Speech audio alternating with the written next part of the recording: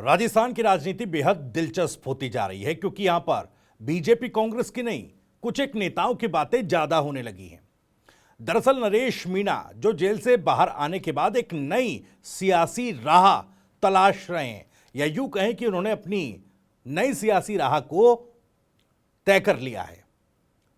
उन्होंने ये तय कर लिया है कि किस तरीके की राजनीति उन्हें आगे करनी है और इसका ऐलान उन्होंने कर दिया। लेकिन इस नई राह पर भी, इस नई सियासी, एक तरीके से कहा जाए तो कवायद में आक्रामकता भी है, सियासी आक्रामकता, जुनून भी है, तमाम चीजें हैं।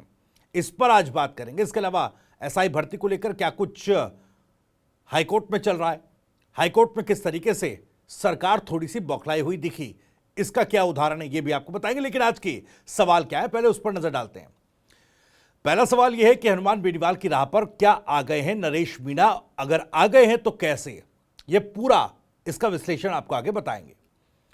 दूसरा सवाल यह है कि नरेश मीणा का नया चैप्टर बनेगा राजस्थान की सियासी जो इक्वेशन है उसका नया फैक्टर।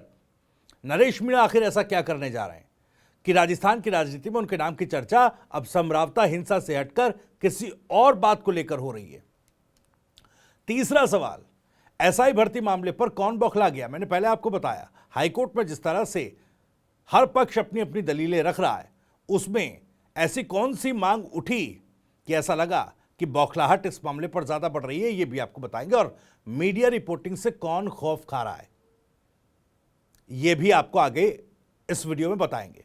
लेकिन आगे बढ़े उससे पहले आपको बता दें, राजस्थान की राजनीति, उसके सटीक विश्लेषण और अंदर की खबरें दिखाने वाला स्पेशल शो इनसाइड स्टोरी के साथ मैं हूं भविष्य त्यागी। तो राजस्थान की सियासत में एक नया चैप्टर खुल गया है और इस बार इसके लेखक हैं नरेश मीणा। जेल से बाहर निकलने के बाद एक और जहां ज्यादातर नेता, आपने देखा होगा, मीडिया से दूरी बनाते हैं, वो कोशिश करते हैं कि भाई किसी पॉलिटिकल पार्टी के करीब चले जाएं, कि भाई उसका हाथ होगा तो आगे जेल के चक्कर, पुलिस थानों के चक्कर ज्यादा नहीं लगेंगे। नरेश मीणा ने उल्टा रास्ता चुन लिया, आम जनता की अदालत में खुद को पेश करने का, वो भी बिना किसी पार्टी के बैसाखी के। अब वो खुलकर कह रहे हैं कि समरावता का अध्याय पुराना हो गया है, अब नई कहानी लिखनी है। और इस नई कहानी की शुरुआत होगी जन क्रांति यात्रा से।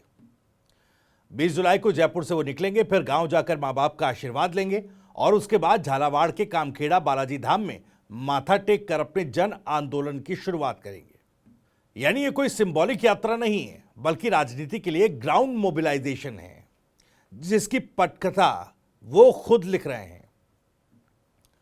अब देखिए, राजनीति का नया ध्रुव वो बन चुके हैं। और ध्रुव कैसे? बीजेपी और कांग्रेस दोनों से दूरी उन्होंने बनाई है। आज जो प्रेस कॉन्फ्रेंस नरेश मीणा ने की, उसमें उन्होंने कहीं ना कहीं एक तरीके से बताया कि वो अपनी राह खुद तय कर रहे हैं। मीणा ने साफ कर दिया कि ना तो वो कांग्रेस के करीब हैं और ना ही बीजेपी के मोहरे बनने का इरादा रखते हैं।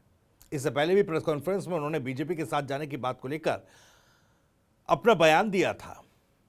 अब देखिए, उनकी प्रेस कॉन्फ्रेंस के सबसे अहम संकेत ये थे कि भारत को आज एक भगत सिंह चाहिए। वो ये कह रहे थे, उन्होंने कहा कि भाई भगत सिंह की सोच को साथ लेकर अब अपनी सियासी राह में हम आगे बढ़ेंगे।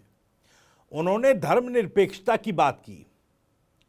अब देखिए, धर्मनिरपेक्षता की बात होगी तो जाहिर तौर पर बीजेपी से कहीं ना कहीं, उस विचारधारा से वो दूरी बनाते अपने इस बयान से दिख रहे हैं।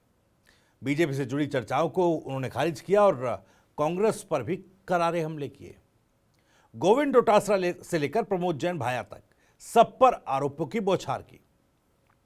यानी वो चाहते हैं कि जनता उन्हें जनता के नेता के तौर पर देखे, ना कि किसी दल के सिंबल के तले, क्योंकि कांग्रेस में वो पहले रह चुके हैं। अब ये कहा जा रहा था कि भाई कांग्रेस की तरफ झुकाव रहेगा, ऐसा कुछ होगा, वैसा कुछ होगा, लेकिन उन्होंने कहा कि भाई न बीजेपी के साथ न कांग्रेस के साथ। और देखिए, पहली बार नहीं है, मैंने आपको 8 PM शो में यह बताया था कि जेल से निकलने के बाद नरेश मीणा किसी पार्टी के रंग में रंग जाने के मूड में नहीं है। मैंने कहा था कि वो ग्रासरूट कनेक्ट पर फोकस कर रहे हैं या करेंगे। उनका प्लान बिल्कुल हनुमान बेनीवाल की तरह ही है। जब हनुमान बेनीवाल अब खीवसर का चुनाव हारने के बाद जो एक्टिव हुए हैं, अब जेल से आने के बाद नरेश मीणा उसी तरह एक्टिव होने की कोशिश कर रहे हैं। बिना किसी पार्टी के सहारे जन आंदोलन से जनता के नायक बनो, ये फॉर्मूला नरेश मीणा अपनाते दिख रहे हैं। हालांकि मीणा ने बीजेपी पर एक तरीके से सीधा हमला नहीं बोला। उन्होंने पूर्व मंत्री जो प्रहलाद गुंजल हैं उनके लिए कम से कम, खैर बीजेपी से वो डायरेक्ट हमला करने से बचते रहे, लेकिन कांग्रेस पर भी उन्होंने आरोप लगाए। डोटासरा को कहा कि भाई वो प्रमोद जैन भाया के भ्रष्टाचार को बचा रहे थे और उसकी बात कर रहे थे। लेकिन देखिए, प्रहलाद गुंजल के लिए उन्होंने भरोसे की लाइन दी। उन्होंने कहा कि भाई गुंजल साहब ने जो साथ दिया वैसा कोई नहीं दे सकता। अब ये दो बातें दिखाती है कि भले ही वो पार्टियों से दूर रह रहे हों, लेकिन व्यक्तिगत रिश्तों को वो राजनीति से ऊपर मानकर चल रहे हैं। साथ ही उन्होंने कहा कि जेल में उन पर बीजेपी से समझौते का दबाव डाला गया। देखिए, क्लियर किया उन्होंने पहले अपने इस बयान में, प्रेस कॉन्फ्रेंस से पहले जब उन्होंने मीडिया से बातचीत की थी, और यह भी साफ किया कि उनके पिता और मुख्यमंत्री भजनलाल के बीच या सरकार के बीच जो समझौता है, बातचीत भी हुई थी, उसमें बीजेपी में शामिल होने की शर्त नहीं थी। यह बयान इस बात की एक तरीके से पुख्ता पुष्टि है कि नरेश मीणा अपने रास्ते की राजनीति शुरू कर चुके हैं। नरेश मीणा ने राजस्थान की राजनीति में एक ही नेता का नाम लेकर तारीफ की है, और वो है पूर्व मंत्री भरत सिंह कुंदन। और साथ ही ये भी जोड़ दिया कि भाई अब तो 200 विधायकों में ढूंढना पड़ता है कौन सा ईमानदार है, इस तरह के हालात हो गए हैं। तो कोई बातचीत, पूर्व मंत्री कुंदन सिंह भरतपुर का उनका जिक्र किया और ये बात कह गए। यानी देखिए, वो खुद को लड़ाकू लेकिन ईमानदार नेता की कैटेगरी में रखना चाहते हैं जो जनता के लिए लड़ता है। बिल्कुल उसी फ्रेम में, जिस फ्रेम में हनुमान बेनीवाल ने खुद को राजस्थान की तीसरी ताकत के रूप में वो खड़ा करते नजर आ रहे हैं।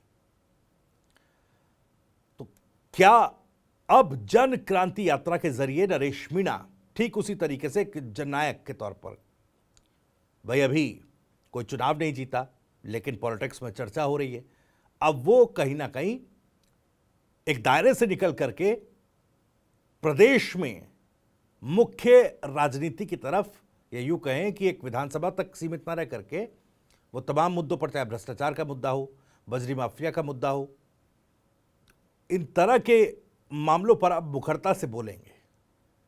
उन्होंने बता दिया कि अब केवल एक सीमित दायरे में उनकी चर्चा नहीं होगी। अब जब वो अपनी जन क्रांति यात्रा करेंगे, इसमें जो मुद्दे उठाएंगे, तो अब उनको सीरियसली लेना बीजेपी कांग्रेस के लिए थोड़ा जरूरी होगा। हालांकि चुनावी वक्त में वो क्या फैसला लेंगे ये बात इतर है, लेकिन अभी जनसंपर्क के जरिए वो अपनी सियासी दायरे को बढ़ाते नजर आ रहे हैं। खैर, अब आते हैं उस दूसरी खबर पर जो नरेश मीणा की राजनीति से और ज्यादा गंभीर है और सीधे भजनलाल सरकार की क्रेडिबिलिटी को चुनौती देती है। राजस्थान एसआई भर्ती रद्द करने का मामला अब सरकार के गले की फांस बन गया है। न निगलते बन रहा है, ना ही उगला जा रहा है। देखिए, एसओजी की भूमिका पर हाईकोर्ट ने तीखे सवाल किए थे। हाईकोर्ट ने खुलकर कहा कि पहले एसओजी कह रही थी कि वो सही गलत की पहचान नहीं कर सकती, वहीं अब एसओजी दावा कर रही है कि दोषियों को छांट सकती है। खैर, इसमें थोड़ा सा डबल स्टैंडर्ड आ रहा है। मैंने पहले भी आपको कहा था कि एसओजी के जिस तरीके से बयान बदल रहे हैं, एसओजी को लेकर जो सरकार की दलील है, क्या उसमें एसओजी को एक बलि का बकरे के तौर पर हाईकोर्ट में पेश किया जा रहा है? ये अलग बात है, अलग बात है, कयास है। एसओजी की क्रेडिबिलिटी पर ही देखिए कोर्ट में भी सवाल खड़े हो रहे हैं। उधर जो सुनवाई हुई उसमें पूछा गया था कि भाई क्या एसओजी ने सरकार की मंजूरी के बिना एसआई भर्ती रद्द करने की सिफारिश की थी। इस सवाल से सरकार पूरी तरह डिफेंसिव हो गई, क्योंकि अब अदालत इस बात की तह में जाना चाह रही है कि क्या यह फैसला सिर्फ एसओजी का था या सरकार की भी उस रिपोर्ट में, एसआई भर्ती को रद्द करने की रिपोर्ट में जो सिफारिश थी उसमें उनका भी कोई सहमति छिपी थी। अब देखिए, एसओजी ने जिस तरीके से टेस्ट लिया था, 50 लोग फेल हो गए थी, तो सवाल उठ रहा है, सरकारी तर्क दे रही है भाई पूरी भर्ती रद्द क्यों की जाए। वरिष्ठ वकील ए के शर्मा ने कोर्ट में जो तर्क रखे उसने पूरे मामले को हिला दिया। उन्होंने बताया कि एसओजी ने 19 मार्च 2024 को जो सरप्राइज टेस्ट लिया उसमें 50 ही कैंडिडेट केवल फेल हुए थे। यानी सरकार की तरफ से, एसओजी की तरफ से अब ये बताने की कोशिश हो रही है कि ये सीमित दायरे की एक पेपर लीक की घटना थी या गड़बड़ी की घटना थी। व्यापक तौर पर यह पेपर लीक नहीं हुआ। अब देखिए, क्या 50 की गलती पर हजारों को बलि का बकरा बना देना जायज है? ये भी इस नैरेटिव में सवाल उठता है जो सरकार हाईकोर्ट पर रख रही है। लेकिन अब सबसे बड़ा सवाल यह है कि 17 जुलाई की सुनवाई में सरकार ने कोर्ट पे क्या कहा। उन्होंने कहा, अपील की कोर्ट से कि मीडिया रिपोर्टिंग इस केस की बंद कर दी जाए। इस पर मीडिया रिपोर्टिंग न हो। सवाल है भाई क्यों? अगर सरकार के पास सच्चाई है तो उसे रिपोर्टिंग से डर क्यों लग रहा है? यह तो वही बात हुई, अगर दाल में कुछ काला नहीं है तो इतनी हड़बड़ी क्यों है, बौखलाहट क्यों है? कोर्ट ने भी सरकार की इस मांग को ठुकरा दिया और साफ कहा कि यह मामला जनता के हित से जुड़ा है, मीडिया पर कोई रोक नहीं लगेगी। यानी अदालत ने सीधे तौर पर संकेत दे दिया है कि सरकार की ट्रांसपेरेंसी पर शक जायज है। भजनलाल सरकार की उलझनें बढ़ती जा रही हैं। इसी पर पूरी प्रक्रिया ने सरकार के साख को दो तरफ से चोट पहुंचाई। पहला, न्यायपालिका की नजर में, जहां वो अब जवाबदेही से बच नहीं सकती। दूसरी तरफ जनता की नजर में, जहां भर्ती रद्द होने से हजारों युवाओं का भविष्य अधर में लटका है। और ऊपर से मीडिया पर रोक की मांग ने जनता को और ज्यादा गुस्से में डाल दिया। अब देखिए, आखिर में दो नेता दो हालात, राजनीति एक। नरेश मीणा सिस्टम से बाहर जाकर खुद को जनता के नेता के रूप में फिलहाल साबित करना चाहते हैं। इसी क्रम में उन्होंने जन क्रांति यात्रा का ऐलान कर दिया। और भजनलाल सरकार सिस्टम के भीतर रहकर उस भ्रष्टाचार को टैकल नहीं कर पा रही है जिसको टैकल करने की जिम्मेदारी उसी पर है। फिलहाल राजस्थान की राजनीति में तीसरी ताकत की जरूरत, या यूं कहें जो बात चलती है उसमें एक तरफ हनुमान बेनीवाल है तो अब नरेश मीणा भी उसी फहरिस्त में शामिल होने की कोशिश कर रहे हैं। नरेश मीणा क्या इस वैक्यूम को भर पाएंगे? क्या और भी नेता उनके साथ आएंगे? क्या जन क्रांति यात्रा सिर्फ एक सियासी स्टंट या शो बनकर रह जाएगी? यह भी सवाल। या वाकई में हनुमान बेनीवाल जैसी ताकत बनने का रास्ता यह यात्रा नरेश मीणा के लिए खोल देगी? फिलहाल इसी के साथ इनसाइड स्टोरी में इतना ही।